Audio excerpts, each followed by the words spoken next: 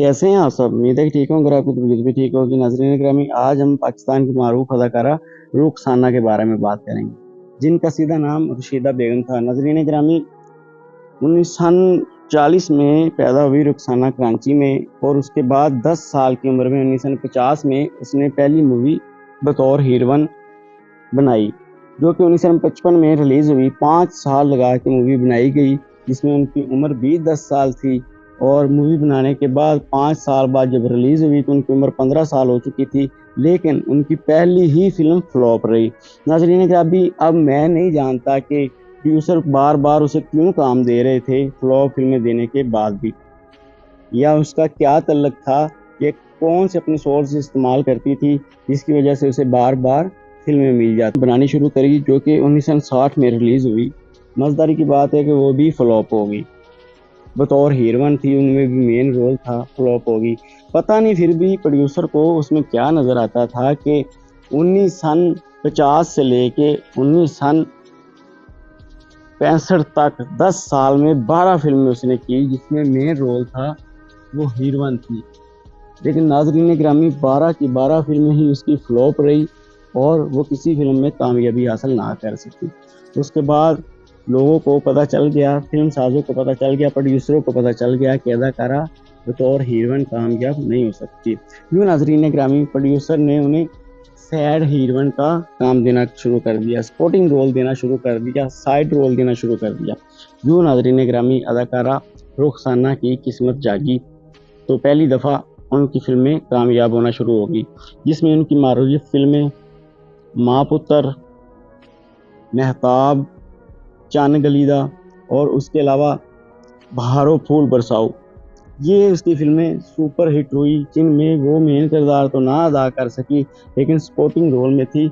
और नाज़रीन ग्रामी, 65 से लेके 1974 तक उसने मूवीज़ में काम किया, जिसमें उसने टोटल 80 मूवीज़ बनाई। नाज़रीन, 80 मूवीज़ बनाने के बाद 1974 में आके उसने शादी कर ली। शादी करने के बाद उसने फ़िल्मी दुनिया से किनारा कर लिया, यानी 24 साल उसने फ़िल्मी दुनिया में काम किया, जिसमें 12 साल उसने पहले बतौर हीरोइन 12 फिल्में बनाई, लेकिन वो सारी फ्लॉप रही।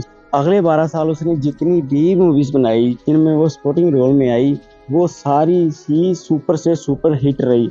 नाज़रीन ग्रामी, 24 साल काम किया, 12 साल नाकाम रही और 12 साल फुल कामयाब रहने के बाद उसने 1974 में शादी कर ली और एक बिजनेसमैन और काफ़ी ज़्यादा पैसे वाले बंदे से शादी करी। शादी करने के बाद वो फिल्मी दुनिया से दूर हो गई और इंग्लैंड में शिफ्ट हो गई।